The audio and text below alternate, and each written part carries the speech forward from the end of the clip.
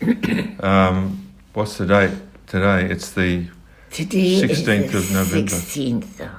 And Sarah Coyle is here, and we're at Nellie Melba, aren't we? Yeah, we're at Nellie Melba, yes. And she's going to say a poem about the war, about the Second World War that she lived through. Yes. It was the 13th and 14th of March, 1941. It was a glorious night with bright moonlight. All was quiet and still. When the sirens blew and the boys stood to at the guns in Duntocher Hill, they heard a drone like a mournful moan as German planes drew near. They dropped flares with radiant glare that lit up the country clear. Incendiary bombs were dropped around and thousands burned upon the ground. Churches, schools and clinics glared with roaring fire, for none were spared. Women, children, young and old, were scattered from the family fold and tried in vain where they could find to spend the night in safety. Those gunners on Duntocher Hill set to work with right goodwill, with not a break from dusk till dawn. All through the blitz they carried on. Those Clydeside folk beneath that smoke where women and children died, be not forlorn, the day will dawn when those blackguards will be tried. The fight is on and we still fight for truth and liberty. Let them try, we'd rather die than be ruled by tyranny. Wonderful. Thank you very much. What rations did you get? Very little rations. Like 2 ounces of butter and 4 ounces of margarine, 4 ounces of sugar, and butcher meat, like steak and stuff like that. Yeah. You got 12 ounces for a week. That'd be about 200 grams for a week for each person. And there was no fruit. I mean, it was a cold country. They couldn't grow oranges or fruit. And so if fruit came in, there was a big queue, and children up to 5 years old had green ration books. From 5 to 14, it was blue ration books. And beyond that, it was buff-coloured ration books. So when things came in, it was green, blue, and if anything left, it went to the buff. All right. You know. Wow. And then at the end of the war, in about 1946 or something, grapes came in, and there were 21 shillings a pound. Wow. That would be That's like expensive. 500 grams. And the thing was, only if someone was in hospital, you bought them to take the person in hospital. But you certainly didn't buy them for yourself. Oh. But anyway, all that could grow there would be gooseberries and things like that. They would grow in a cold climate. Apart from that, nothing else. Wow. And less ships come in. You see, the River Clyde sort of ran down there, and then we lived over here. Yeah. And so the ships came in up here, and the sailors got off with haversacks, and they walked through the village and given us an orange or an apple or a banana, whatever they had in their bag. It was it. And then there was, further down, there was a camp. The Americans had this camp, and when it got to Christmas time, they put on a party for us, wonderful. Really? And they gave us boxes of grapes. Wow. No, not grapes, dates. Dates. Dates. So we got a box of dates. Wow. Wonderful. Wow. Amazing. Yeah, it was, really.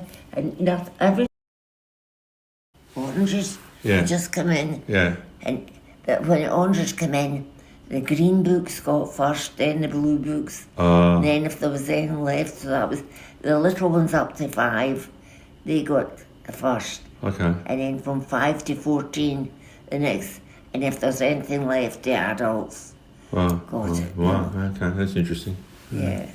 And there was a bakery, so it done well, because you could always go to the bakery and get some rolls or bread or something, But it never done us any harm, really. I mean, I've still got my own teeth, which I probably wouldn't have had if lollies had been easy to get.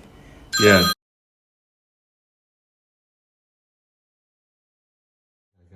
When we were evacuated to Helensburgh into an old school that was at least 100 years old, and we were given a blanket and we to lie on the floor. That was the bed, but we had a blanket to cover us and a wooden floor. On the floor? On the floor. We slept on the floor? We slept on the floor, yeah. Mm-hmm. And there was very little to eat. Very little to eat. Where was that place? Helensburgh. Helensburgh. Yeah. And it was... so there was lots of you there? It was on the 5th of Clyde. You were down at the bottom of the Clyde, the 5th. Mm-hmm. Helensburgh was one town. And straight across from it was Greenock, which is better known Greenock. Oh, yeah. Because it's a big ocean terminal. Oh, okay. And Helensburgh is so you're in this house, like evacuated into the house, was it? We were evacuated to Helensburgh, and the lady that was working for the thing, she went round everybody trying to find a place for us, couldn't find a place, so she took us home to her house. Oh, really? And she gave us a little apartment above a garage. She had a big house, and there was a garage with a little apartment above it. Okay. So we got that. Okay. How long were you there for? Oh, I don't remember. A few months, I suppose. Really? And how would she feed all those? Oh, she was great. She invited us into the house to have a meal with them, Right. So whatever she could get. How many of you were there? My mother and my sister was 1 year old, and me. Okay. At that time, I was 9 years old. Okay. It's amazing what the human body can withstand. Yeah. Isn't it? Yeah, it is, yeah. People think food is the be-all and end-all, but it's really not, you know. People can survive on a lot less. People can survive on very little food. Yeah. Which we had to. Yeah. There was no other way. Yeah. Like you think of like the Bedouin out in the desert or something, They might have a good feed once a week or something. They're just eating dates and a bit of water. That's all. And you somehow survive. There's no fruit and veggies or apart from dates. And the good thing was my mother was a really good cook, and she could make a meal of very little. Okay. A few oats and some flour, and you had a meal in no time, Oh, yeah. Which was good. She's resourceful. Yeah, she was very resourceful, yes. My father worked with the Admiralty, and his job was to go around dipping the tanks and working out to a decimal point how much oil was in each tank. Oh, okay. And during the Blitz, he was on night shift. He was throwing the incendiary bombs off the top of the tanks. Really? So they didn't explode? They didn't explode straight away? No, they don't explode right away. Wow. Just... It's incredible. I know, it was really, it was unreal. It was something like out of a horror movie. You'd never want ever to experience it. No. Or you wouldn't want anybody you knew to experience it. No. And that's what's happening, isn't it? In Gaza. In some part of the world, always. Yeah, there's always something going on, Aye. Yeah, the fighting in Ukraine, Gaza. And who suffers? The people, the ordinary people. Yeah. Everybody suffers, really. Yeah. It's Strange world.